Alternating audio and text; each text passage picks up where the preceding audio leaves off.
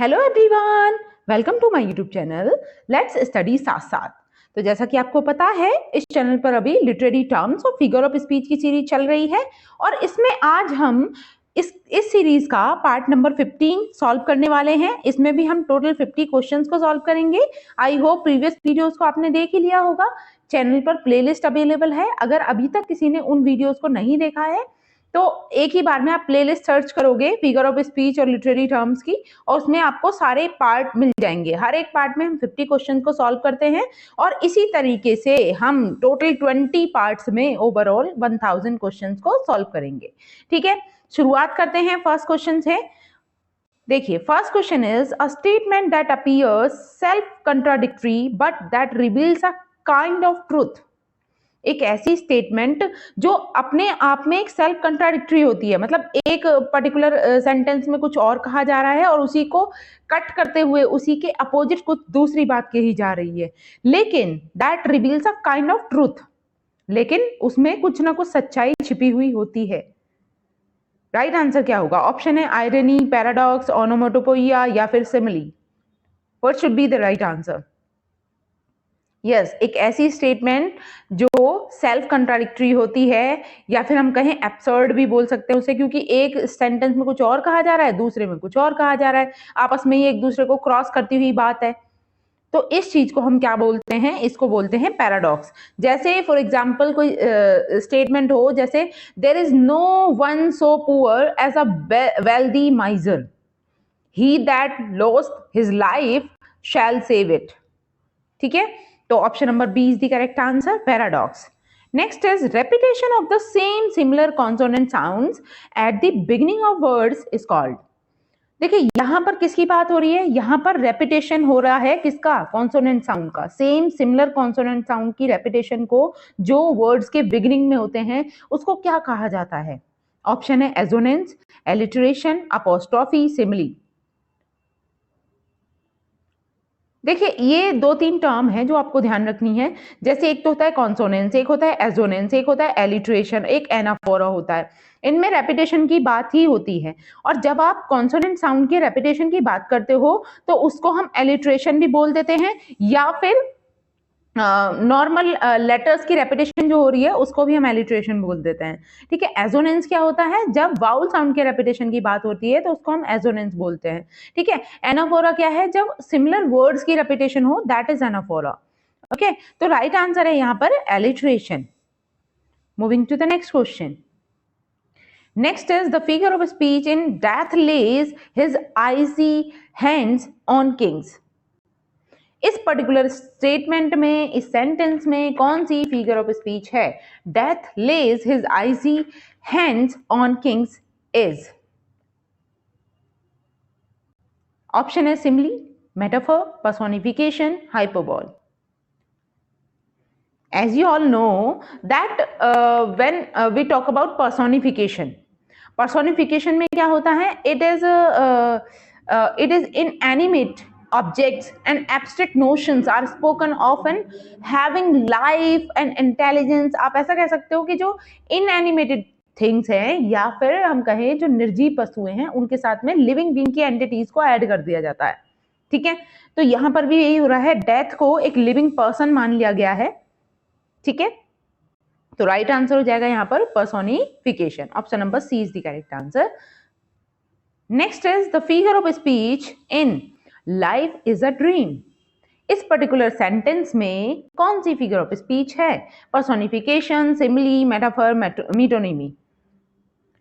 तो आप जानते ही हैं, लाइफ इज अ ड्रीम मतलब सीधे सीधे इंडिकेट कहा जा रहा है, लाइफ को क्या बताया जा रहा है? ड्रीम। और डायरेक्टली जब मतलब दूसरे चीज से उसे कैरेक्टराइज कर दिया जाए किसी पर्टिकुलर वर्ड को, तो उसको हम मेटाफर बोलते हैं, है ना। सिमिली में जब हम कंपैरिजन कर रहे होते हैं तो उस समय पर हम लाइक या एज जैसे शब्दों का यूज करते हैं, लेकिन मेटाफर में हम सीधे सीधे कंपैरिजन ना करके सीधे सीधे बोल देते हैं उस चीज को, है ना, तो उसको हम मेटाफर बोलते हैं। Metaphor is it is called as an implied simile। ठीक है, it is not like the simile states that one thing is like another or acts as an another। ठीक है, but takes that for granted and proceeded as if the two things were one। Okay, moving to the next question। Next is the occurrence of the same letter or sound at the beginning of adjacent words. यहाँ पे occurrence किस चीज की हो रही है? Same letter की, same sound की, एडजेसेंट वर्ड के बिगिनिंग में। क्या होगा right answer? Alliteration, assonance, half rhyme या रिदम? यस, इसको कहा जाता है एलिट्रेशन। ठीक है, जब रेपिटेशन ऑफ लेटर्स होता है उसको भी हम एलिट्रेशन बोलते हैं। The use of the same letter और sound at the beginning of the word that are close together, as in sing a song of sixpence. ठीक है, ये स्टेटमेंट हो सकती है। Alliteration is also called head rhythm. ठीक है, इसको हम हेड राइम भी बोलते हैं, एलिट्रेशन को ध्यान रखना है। इसका अनदर नेम क्या है? Head rhyme, and is one of the device of repetition. Okay, next is, what is the figure of speech when the real meaning is exactly the opposite of that which is expressed by words apparently? तो क्या कहा गया है कि वो कौन सी figure of speech होती है जहां पर जो रियल मीनिंग है ना वो बिल्कुल ही अपोजिट हो जाता है जो वर्ड्स के द्वारा एक्सप्रेस की गई चीज है। वहां पर सेंटेंस में कुछ और कहा जा रहा है लेकिन उसका मीनिंग कुछ और निकल रहा है, तो उसको क्या कहेंगे? Satire, irony, oxymoron, none of these? Yes, it is known as irony. Okay, statement कुछ और है, मीनिंग कुछ और निकल रहा है। When the real meaning is exactly opposite of that which is expressed by the words apparently, the figure of speech is known as irony. Okay, next is, what is the direct address of the dead to the absent or a personified object or idea? जब हम किसी personified object को या फिर किसी dead person को या फिर किसी एब्सेंटी को डायरेक्ट एड्रेस करते हैं तो उस चीज को क्या कहते हैं? वो कौन सी फिगर ऑफ स्पीच होती है? Epigram, personification, apostrophe, none of these? Yes, direct address, ये जो पर्टिकुलर वर्ड है, फ्रेज है, इसको ध्यान रखना है। डायरेक्ट एड्रेस करना डेड पर्सन को या फिर पर्सोनिफाइड ऑब्जेक्ट या आइडिया को, that is known as apostrophe. Option number C is the correct answer. Moving to the next question. Next is, what is the name of an implied simile? तो implied simile का name क्या है? Metaphor, apostrophe, hyperbole, none of the above? तो you know very well. Yes, an implied simile is metaphor. Metaphor को ही हम क्या कह देते हैं? इम्प्लाइड सिमिली बोलते हैं। Okay, option number A is the correct answer. Next is the statement, namely happiness is but an occasional episode in the general drama of pain, contain the figure of speech code. अब देखो ये जो statement आई है यहाँ पर, इसको ध्यान से देखना है। क्या है? Happiness is but an occasional episode in the general drama of pain. अब इसमें कौन सी फिगर ऑफ स्पीच है? पहचान कर आपको बताना है। ऑप्शन है सिम्बली, पर्सोनिफिकेशन, पैराडॉक्स या फिर metaphor? Yes, what should be the right answer? Happiness is but an occasional episode in the general drama of pain. Simile है, पर्सोनिफिकेशन है, पैराडॉक्स है, मेटाफर है। तो आपको ध्यान रखना है। देखिए यहां पे बिना डायरेक्टली बात को कहा जा रहा है, कंपैरिजन तो है लेकिन लाइक और एज का यूज नहीं हो रहा है।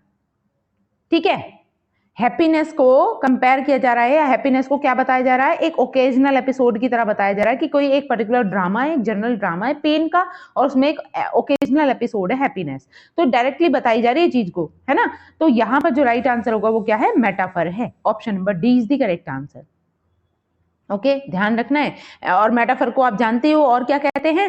इम्प्लाइड सिमिली बोलते हैं। जैसे मेटाफर के और भी एग्जांपल्स हो सकते हैं, जैसे Rana Pratap was the lion of Mewar, है ना? तो डायरेक्टली बताया जा रहा है कि राणा प्रताप कौन थे? मेवाड़ के लॉयन थे, शेर थे, है ना? तो डायरेक्टली जब चीजों को बताया जाता है, लाइक और एज का यूज नहीं किया जाता है, तो उस सिचुएशन में जो फिगर ऑफ स्पीच होती है वो क्या होती है? मेटाफर होती है। Moving to the next question. Next is, which of the following words is onomatopoeia? यहां पे ओनोमेटोपोइया से रिलेटेड कौन से वर्ड्स है ये बताना है आपको। यस, ये ना स्पेलिंग मिस्टेक हो गई है, ये पूरा लिखा हुआ है ओनोमेटोपोइक। ओनोमेटोपोइक, ठीक है। तो इनमें से बताना है ओनोमेटोपोइक कौन से वर्ड्स है? Carry, bear, fear, bug. तो कौन सा वर्ड आपको ओनोमेटोपोइक लग रहा है? ओनोमेटोपोइक मतलब कोई साउंड से रिलेटेड होगा, है ना, कोई भी किसी भी प्रकार की साउंड हो सकती है। तो कैरी वर्ड तो आपको वर्ब नजर आ रहा है और ये साउंड भी नहीं है ना, बियर भी साउंड नहीं है ना, फियर साउंड है बग, ठीक है। The word bug is onomatopoeic, ठीक है। Onomatopoeic is the use of a word और words whose sound itself convey the sense of the author, okay. Next is which of the following sentences has the figure of speech called apostrophe? अब इनमें से बताना है कि वो कौन सा सेंटेंस है जिसमें फिगर ऑफ स्पीच जो है apostrophe जो है वो यूज हुई है। Man is the measure of all things. Patriotism, what horrors are done in your name? My love is red, red rose. All that glitters is not gold. तो आपको कौन सी स्टेटमेंट ऐसी लग रही है कि जिसमें अपोस्ट्रॉफी यूज हुई हो? देखिए, अपोस्ट्रॉफी यानी कि डायरेक्टली इंडिकेट करना किसी ऑब्जेक्ट को या फिर किसी पर्सोनिफाइड ऑब्जेक्ट को या किसी डेड पर्सन को, एब्स्ट्रैक्ट क्वालिटी को हम डायरेक्टली इंडिकेट करते हैं, है ना। तो यहां पे भी आप देखोगे डायरेक्टली एड्रेस कहां हो रहा है? ऑप्शन नंबर बी, पैट्रियोटिज्म को डायरेक्टली इंडिकेट किया जा रहा है और पैट्रियोटिज्म को पुकारते हुए कहा जा रहा है, patriotism, what horrors are done in your name, okay. तो राइट आंसर क्या हो जाएगा? Option number B. Moving to the next question. Next is identify the example of personification. इसमें से कौन सा एग्जाम्पल आपको पर्सोनिफिकेशन का लग रहा है? ऑप्शन है, और flattery soothe the dull cold ear of death, the camel is the ship of the desert, he was a man of iron courage, we must be guided by the light of nature. तो personification find out करना है। Yes तो यहां पर आप देखोगे personification first sentence में ही है, ठीक है। और flattery soothe the dull cold ear of death, है ना। तो फ्लैटरी को यहां पर क्या कह दिया गया है? फ्लैटरी को एक ह्यूमन बीइंग या फिर लिविंग बीइंग की एंटिटीज दे दी गई है, ठीक है। तो राइट आंसर हो जाएगा option number A. Next is personification is that figure of speech where we ascribe intelligence and personality to inanimate things. Identify the example of personification. तो personification की यहाँ definition दी गई है कि personification एक ऐसी figure of speech होती है जहां पर we ascribe intelligence and personality, मतलब हम एक जो human की characteristics है ना, intelligence हो गया, personality होगा, उसको inanimate things के साथ जोड़ देते हैं। तो personification का example क्या होगा यहाँ पर? A new thought has suddenly struck me. Who is my neighbor? Can honor's voice provoke the silent dust? He swam bravely against the stream of popular criticism. क्या हो सकता है राइट आंसर? यस देखिए, यहां पर हु इज माई नेबर, इसमें कोई personified object नहीं है या फिर हम कहें कोई नॉन लिविंग थिंग के साथ में कोई भी ह्यूमन कैरेक्टरिस्टिक्स को ऐड नहीं किया गया है, तो ये भी रॉन्ग हो जाएगा। A new thought has suddenly stuck me, ये भी गलत है। और he swam barely against the stream of popular criticism, ये भी। अब इसको स्टेटमेंट नंबर सी को देखिए, ये पर्सोनिफिकेशन का एग्जाम्पल है। कैसे? कैन ऑनर्स वॉइस, किसकी वॉइस? ऑनर की वॉइस। ऑनर एक एब्स्ट्रैक्ट क्वालिटी है और उसकी वॉइस की बात हो रही है ना। प्रोवोक द साइलेंट डस्ट, तो एक ह्यूमन एंटिटी हो गई प्रोवोक करना, तो राइट आंसर हो जाएगा option number C. Okay, this is the example of personification. Next question is identify the simile from the choices given below. अब इसमें सिमिली पहचानना है। सिमिली को पहचानना बहुत ही सिंपल है, आपको बस एज या लाइक को फाइंड आउट कर लेना है और देखना है उस सेंटेंस को या उस स्टेटमेंट की सेंस को भी समझना है कि इसमें कंपैरिजन होना चाहिए लाइक और एज का यूज करते हुए, ठीक है।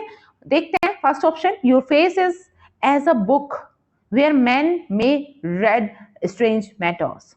नेक्स्ट है, death lays his icy hand on kings, he succeeded to the crown, a fleet of 50 sail. तो यहां तो काम आसान हो गया है ना, फर्स्ट स्टेटमेंट ही किसकी है, सिमिली की है। आप देखोगे यहाँ पर your face is as a book, मतलब तुम्हारा फेस कैसा है, बुक के समान है। तो एज के हिसाब से एज का यूज करते हुए फेस को बुक से कंपेयर किया जा रहा है। ओके, तो राइट आंसर हो जाएगा ऑप्शन नंबर ए।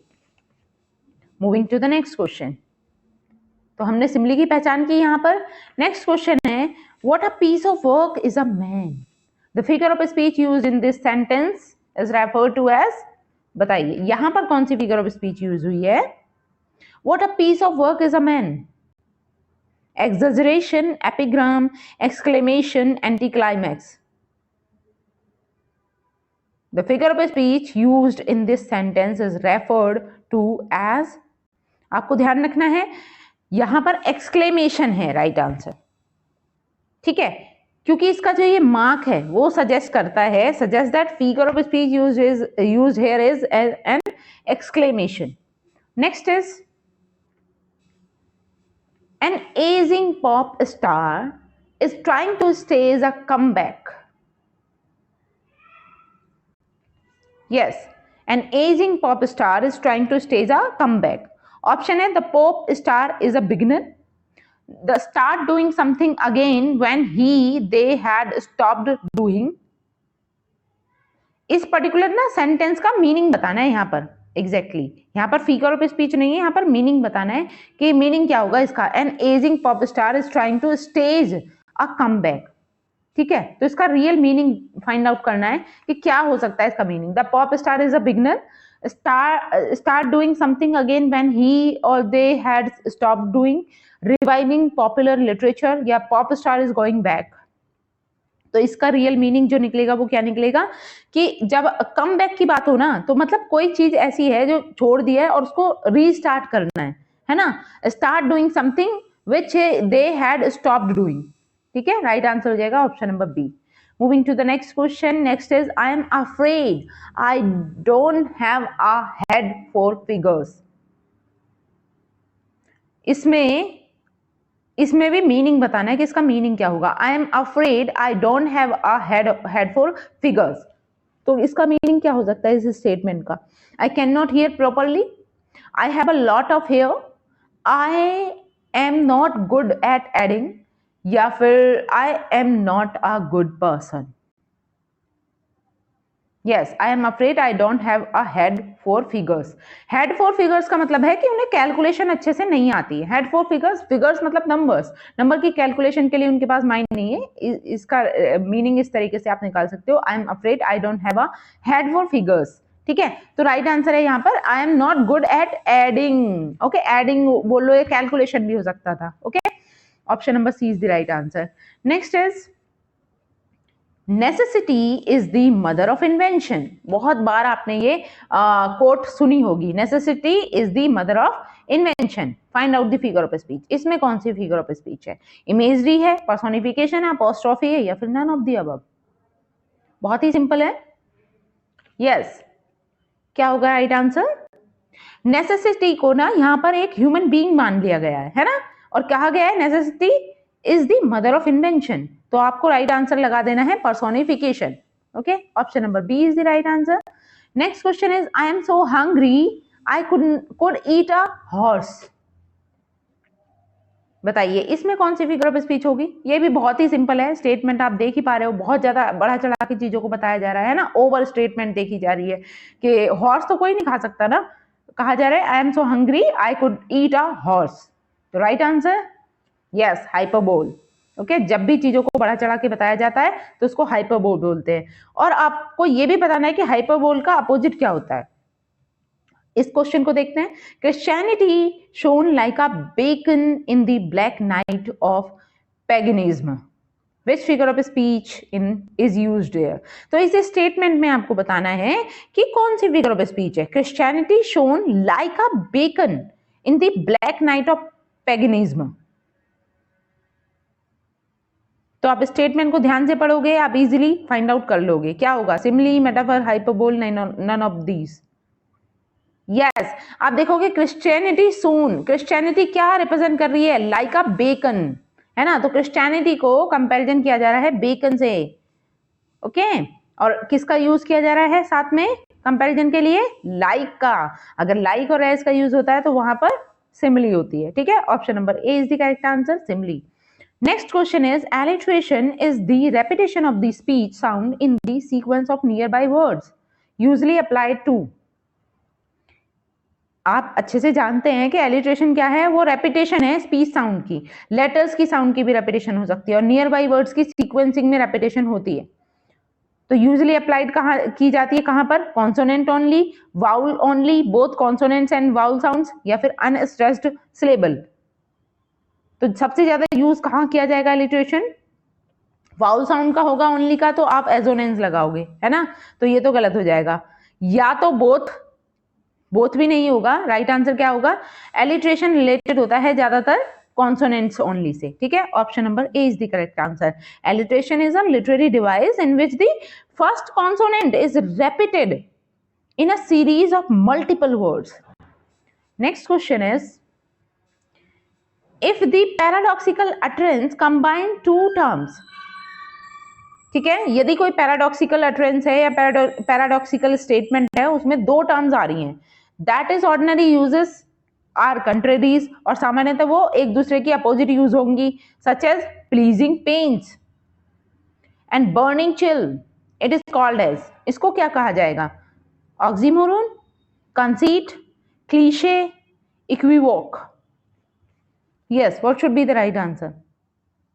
तो आपको ध्यान रखना है, जब कोई पैराडॉक्सिकल अटरेंस है, मतलब आप ऐसे मान लीजिए कि दो अपोजिट वर्ड है और पैरेलली यूज हो रहा है उनका, तो उस सिचुएशन में आपको ध्यान रखना है कि कौन सी फिगर ऑफ स्पीच होती है, वो होती है ऑक्सीमोरोन, ठीक है। यहाँ पे आप देख सकते हो पैरेलली है, दो अपोजिट वर्ड है, प्लीजिंग है, पेन है, प्लीजिंग पेन्स, ठीक है, बर्निंग चिल, राइट आंसर हो जाएगा oxymoron. Next question is, can honours voice provoke the silent dust. Can onerous voice provoke the silent dust is an example of, ये अभी repeat हुआ है, आपको बताना है कि इसमें किसका एग्जाम्पल है, metonymy, personification, allegory, metaphor. Yes, the correct answer is personification, option number B is the correct answer. Next question is, he is the Newton of his century. Yes, he is the Newton of his century, this is an example of, ये किस चीज का example है, तो देखिए यहाँ पर directly indicate किया जा रहा है, जैसे हमने अभी पहले एक एग्जाम्पल देखा था, है ना, he is the lion of Mewar, ऐसे ही है, he is the Newton of his century. तो राइट आंसर क्या होगा, सिमिली, सिनेक्डकी, ट्रांसफर एपिथेट, या फिर हाइपरबोल। तो आपको ध्यान रखना, देखिए यहाँ पे वो ऑप्शन ही नहीं दिया है, कौन सा ऑप्शन, मेटाफर, है ना, मेटाफर भी कह सकते थे आप, लेकिन यहाँ पे ना न्यूटन से कंपैरिजन किया जा रहा है। देखो कोई फेमस एंटिटी है, उसको इंडिकेट करते हुए कहा जा रहा है ही इज द न्यूटन, जैसे हम कहते हैं कि ये तो कलयुग का राम है, किसी पर्टिकुलर पर्सन की कैरेक्टरिस्टिक्स को देखकर हम उसे इंडिकेट करें कि ये तो कलयुग का राम है। तो उस सिचुएशन में ना एक और फिगर ऑफ स्पीच भी बनती है, उसका नाम है synecdoche. Whole to part, part to whole तो है ये, लेकिन इस सिचुएशन में भी यूज की जाती है जब हम किसी फेमस एंटिटीज को इंडिकेट करके कहते हैं, और ऑप्शन में मेटाफर भी नहीं है, मेटाफर भी हो सकता था यहाँ पर, ठीक है, ध्यान रखना है। Synecdoche is a figure of speech in which a part is made to represent the whole और vice versa as in the above sentence, जैसे कि हम ऊपर वाले सेंटेंस में देख रहे हैं, इस सेंटेंस में देख रहे हैं कि न्यूटन जो है, Newton is used for scientist as a whole, मतलब जो साइंटिस्ट की होल कम्युनिटी है ना, उसमें किसी को अगर हमें पर्सोनिफाइड करना है या किसी को प्रेज करना है तो हम न्यूटन टाइटल से इंडिकेट कर रहे हैं उसको, तो उस सिचुएशन में भी हम सिनेक्डकी लगा सकते हैं, ठीक है। तो राइट आंसर हो जाएगा option number B, synecdoche. Moving to the next question. Next is a figure of speech in which there is an exaggerated statement not to be taken literally is, एक ऐसी फिगर ऑफ स्पीच जिसमें कोई बहुत ही बड़ा चढ़ाकर दी गई एक statement है जो लिटरली नहीं ली जा सकती, मतलब वो सच नहीं हो सकती, ठीक है। तो राइट आंसर क्या होगा, hyperbole, synecdoche, euphemism, collage. Yes, right answer hyperbole, option number A is the correct answer. Moving to the next question. Next is the figure of speech used in tossing their heads in sprightly dance in daffodils. तो daffodils बहुत ही famous poem है, इसके अंदर एक line है, line क्या है, tossing their heads in sprightly dance, इसमें कौन सी फिगर ऑफ स्पीच है, पहली चीज यहाँ पे डैफोडिल्स जो है वो फ्लावर्स हैं, फ्लावर्स की ही बात हो रही है और फ्लावर्स ही क्या कर रहे हैं, अपने हेड को टोज कर रहे हैं, हिला रहे हैं, है ना, tossing their heads in sprightly dance, ठीक है, जैसे कि वो डांस कर रहे हो। तो कौन सी फिगर ऑफ स्पीच होगी, सिमिली, मेटाफर, पर्सोनिफिकेशन, हाइपरबोल। आप जानते ही हो कि मतलब यहाँ पे ना वस्तु के साथ में, किसी ऑब्जेक्ट्स के साथ में ह्यूमन एंटिटीज को, ह्यूमन कैरेक्टरिस्टिक्स को एड ऑन कर दिया गया है। तो हेड को टोज करना एक ह्यूमन का कैरेक्टरिस्टिक्स है, लेकिन इसको जोड़ दिया गया है फ्लावर्स के साथ में। ओके, राइट आंसर हो जाएगा personification. Option number C is the correct answer.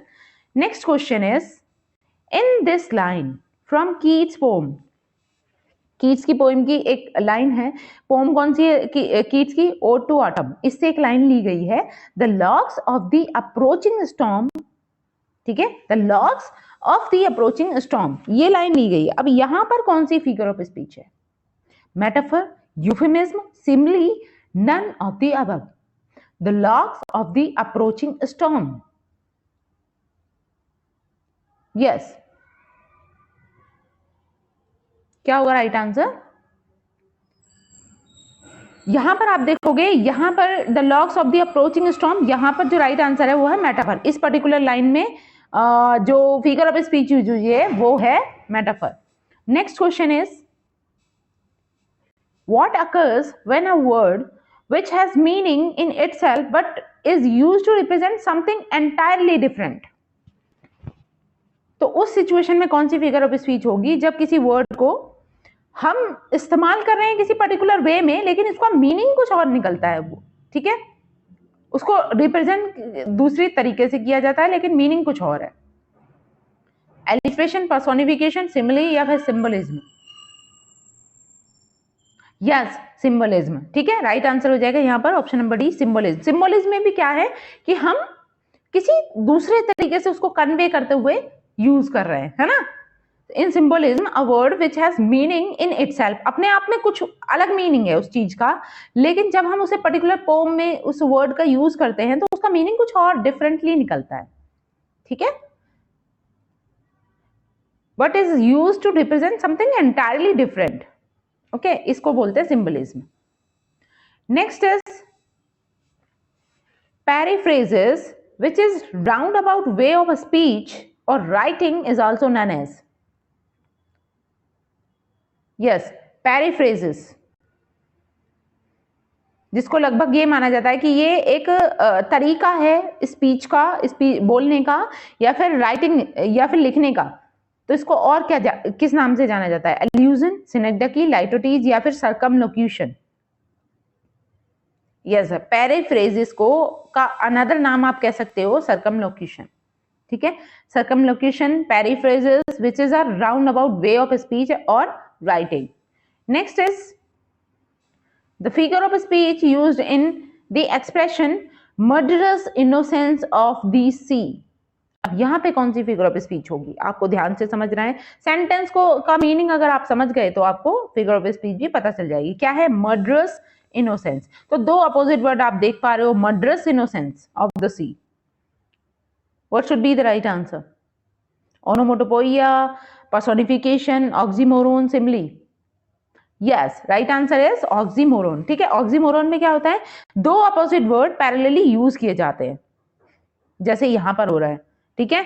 N oxymoron is a figure of speech that juxtaposes element that appear to be contradictory but which contain a concealed point. Next is the pen is mightier than sword। ये भी बहुत ही famous statement है, कई बार आपने सुनी होगी, the pen is mightier than the sword। This is an example of pathetic fallacy, synecdoche, transferred epithet या फिर metonymy। Yes, the pen is mightier than the sword।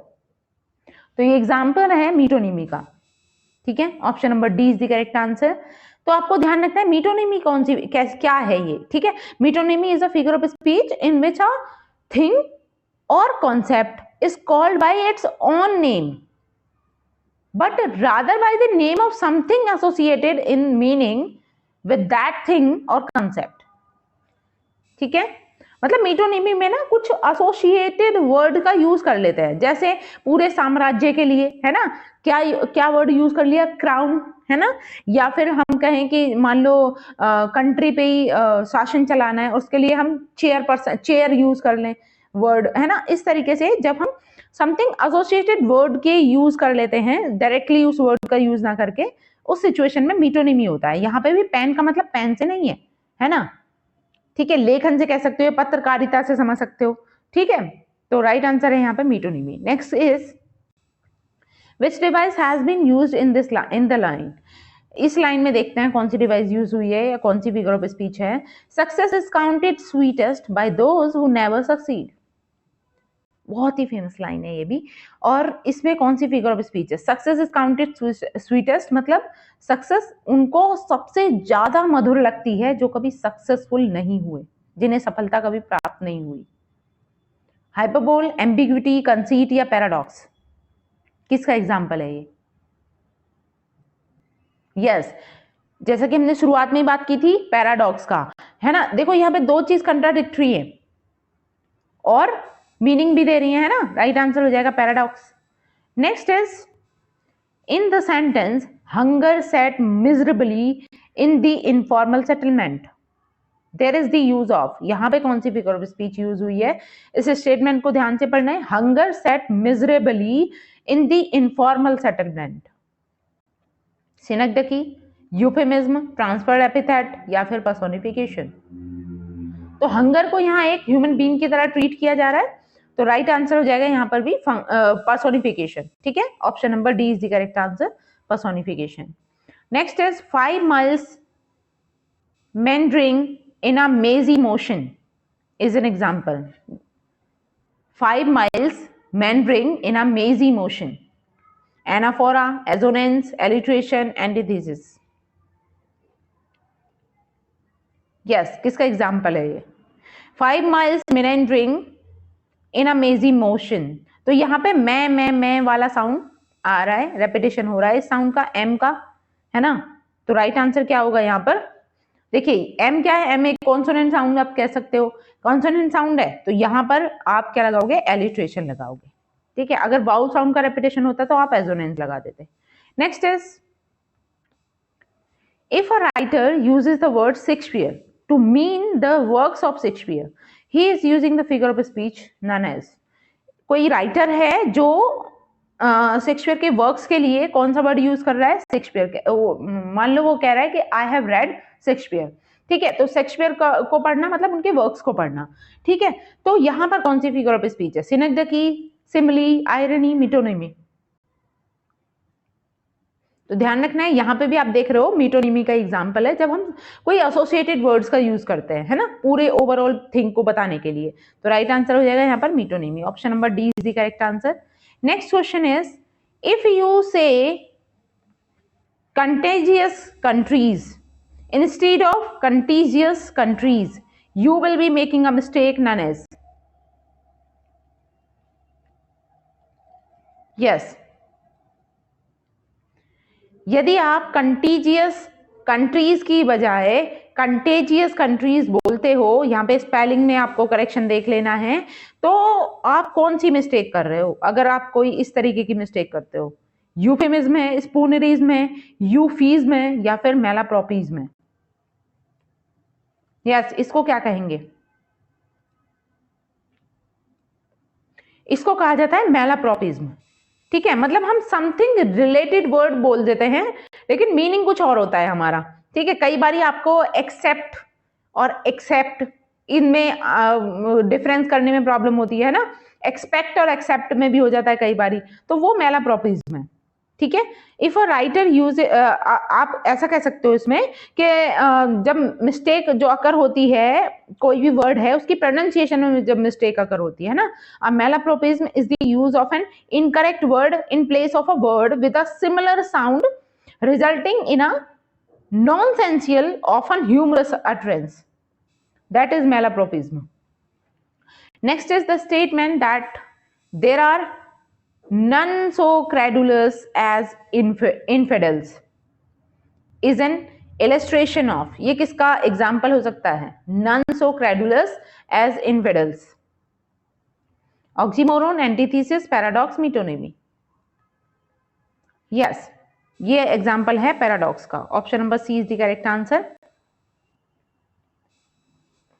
Fair is my love and cruel as she is fair, her brow shade is frown although her eyes are sunny, the above line are characterized by. ये जो line है ये किसके द्वारा characterise की गई है, या फिर हम कहें यहाँ पर कौन सी फिगर ऑफ स्पीच को यूज किया गया है, ये आपको बताना है। Fair is my love and cruel as she is fair, her brow shades frown although her eyes are sunny। circumlocution, antithesis, anticlimax या फिर bathos। तो आप देखोगे यहाँ पे ना दोनों ही चीज जो है ना आपस में कंट्राडिक्ट हो रही है। Fair is my love, cruel as she is fair, है ना। Her brows shades frown and although her eyes are sunny. तो यहाँ पर जो ये एग्जाम्पल है वो किस चीज का है? एंटीथीसिस का ये एग्जाम्पल है, ध्यान रखना है। एंटीथीसिस में ही मतलब आप कह सकते हो कि इसमें कंट्राडिक्टरी थिंग को रिप्रेजेंट किया जाता है, ठीक है। It is used in writing or speech when two opposites are introduced together for contrasting effect as in the above case. Next, a poet once referred to an old man as a tattered coat upon a stick. This is an example of। एक poet ने एक बारी एक old person के लिए ये phrase use किया, ये सेंटेंस यूज किया ओल्ड पर्सन के लिए। क्या यूज किया? A tattered coat upon a stick. ये किसका एग्जाम्पल है? Metonymy, sarcasm, simile, metaphor. तो ध्यान रखना है ये किसका एग्जाम्पल है? मेटाफर का, ठीक है। A tattered coat upon a stick, ये एग्जाम्पल है मेटाफर का। Next is he is the very pineapple of politeness। this sentence is an example of he is the very pineapple of politeness। ये किस चीज का एग्जाम्पल है? पैरोनोमेसिया, स्पूनरिज्म, मेलाप्रोपिज्म, anaphora. तो ये भी देखो मेलाप्रोपिज्म का ही एग्जाम्पल है, ठीक है। पाइनएप्पल ऑफ पोलाइटनेस नहीं होता है वो, मेलाप्रोपिज्म का एग्जाम्पल है ये, ठीक है। मेलाप्रोपिज्म which means the mistaken use of similar sounding word, है ना, मिस्टेकन यूज कर लेते हैं हम सिमिलर साउंडिंग वर्ड का, ठीक है। पैरानोमेशिया मीन्स इसे कह सकते हो आप प्ले ऑन वर्ड और अपन, इसको हम पैरानोमेशिया भी बोलते हैं। पन को भी बोल सकते हो, यूजली पन को ही दूसरा नाम पैरानोमेशिया है, ये भी ध्यान रखना है, ठीक है। अगर हम स्पूनरिज्म की बात करें, spoonerism means an error in speech, ठीक है। और anaphora is used to refer back to a word used earlier in text or conversation. तो यूजली यहाँ पर जो राइट आंसर होगा वो है मेलाप्रोपिज्म। यहाँ पर पाइनएप्पल नहीं होना चाहिए था, है ना, तो पाइनएप्पल यूज हुआ है इसलिए गलत है ये, मेलाप्रोपिज्म। Next, the opposite of hyperbole. Hyperbole का अपोजिट क्या होता है? हाइपरबोल में आप जानते हो क्या करते हैं हम, मतलब चीजों को बहुत ज्यादा बढ़ा चढ़ा के बताते हैं जो रियलिटी में संभव ही नहीं है, इस चीज इतना बढ़ा चढ़ा के बताया जाता है। लेकिन हाइपरबोल का जो जस्ट अपोजिट होगा उसमें क्या होगा? उसमें ना जो रियलिटी है उसको ना बताकर और भी कम करके बताया जाता है। तो राइट आंसर क्या होगा? Meiosis, inversion, anagnorisis, synecdoche. Hyperbole का अपोजिट ध्यान रखना है, हाइपरबोल का अपोजिट होता है मियोसिस, ठीक है। Hyperbole is overstatement, so its opposite will be meiosis which means understatement, okay. Moving to the next question. Next question is this the phase that launched up 1,000 ships and burned the topless tower of Ilium? यहां पर इस statement में आपको figure of speech बतानी है कि कौन सी होगी। Is this the phase that launched up 1,000 ships? बताइए, सोचिए, आंसर कीजिए, यहां पर कौन सी फिगर ऑफ स्पीच होगी?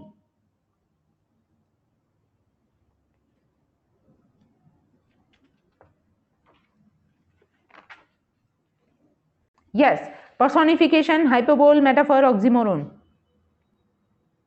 तो यहां पर जो राइट आंसर होगा वो क्या है? हाइपरबोल। यहां पे भी आप देख रहे हो चीजों को बहुत ज्यादा बढ़ा चढ़ा के बताया जा रहा है। Next is rascals and rogues rain a race round and round the rugged rock, figure of speech।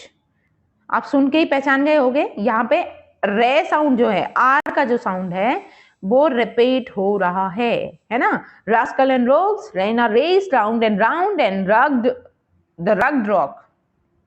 Option hyperbole, alliteration, onomatopoeia, apostrophe. तो राइट आंसर हो जाएगा क्या? एलिट्रेशन। ठीक है, option number B is the correct answer. Moving to the next question. Next question is, which literary device has been used in the following sentence of the last paragraph? The same spattering of syllable was heard drawn by the twittering of the class. देखिए, ये एक paragraph से लिया गया question है और इसमें एक स्टेटमेंट है, ये वाली statement, the same spattering of syllable was heard and drawn by the twittering of the class. अब ये जो स्टेटमेंट है, इसमें कौन सी फिगर ऑफ स्पीच है? Metaphor, irony, apostrophe, ओनोमेटोपोइया। Yes, the same spattering of syllables was heard drawn by the twittering of the class. तो आप देखोगे ना, यहाँ पे ना साउंड की बात हो रही है। देखो, ट्विटरिंग, स्पैटरिंग, ये साउंड है और साउंड से रिलेटेड तो ओनोमेटोपोइया। ठीक है, option number D is the correct answer. Next is, he received a mortal wound. Mortal wound, yes, इसमें कौन सी फिगर ऑफ स्पीच होगी? He received a mortal wound. Synecdoche, transferred epithet या फिर metonymy, litotes. What should be the right answer? Yes, यहां पे transferred epithet है। Mortal man को कह सकते हो, ठीक है, लेकिन वुंड को नहीं। तो यहां पर राइट आंसर हो जाएगा ट्रांसफर्ड एपिथेट। इसमें क्या होता है कि मतलब जो कैरेक्टरिस्टिक्स ह्यूमन बीइंग के होंगे ना, जो क्वालिटीज ह्यूमन बीइंग के अंदर होंगी, उनको हम उनसे ट्रांसफर करके उनके जो एडजेक्टिव्स हैं उनको हम दूसरे जो नॉन लिविंग थिंग्स हैं उनके साथ जोड़ देते हैं। लेकिन ये पर्सोनिफिकेशन सा लगता है, पर्सोनिफिकेशन जैसा नहीं होता है। ठीक है, ये भी चीज ध्यान रखनी है। राइट आंसर हो जाएगा यहां पर transferred epithet. Next is, I see you coming out of a light blue car tomorrow. लाइटोटीज, पन, पैथेटिक फॉलेसी या फिर इनुंडो। तो यहां पर जो राइट आंसर है वो है innuendo. Option number D is the correct answer. इसकी फिगर ऑफ स्पीच इनुंडो है। Next is, the quality of mercy is not restrain, it dropped as a gentle rain from heaven. बहुत ही famous line है ये भी, Shakespeare के एक बहुत ही अच्छे वर्क से, मर्चेंट ऑफ वेनिस। ठीक है, पोर्शिया के द्वारा कही गई ये लाइन है। The quality of mercy is not strained, it dropped as a gentle rain from heaven. तो ये किसका एग्जाम्पल है? देखिए, it dropped as the gentle rain, है ना। तो मर्सी को जेंटल रेन की तरह बताया जा रहा है, कंपैरिजन हो रहा है और साथ ही साथ एज का भी यूज हो रहा है। ठीक है, तो आप समझ गए होंगे कौन क्या राइट आंसर होगा? सिम्बली। ठीक है, ये सिम्बली का एग्जाम्पल है। Next is useless repetition. Useless repetition को हम क्या कहते हैं? नॉनसेंस, रेपिटेशन, रिकरेंस या फिर tautology. Yes, what do we call useless repetition? ध्यान रखना है, इसको हम टॉटोलॉजी बोलते हैं। Option number D is the correct answer.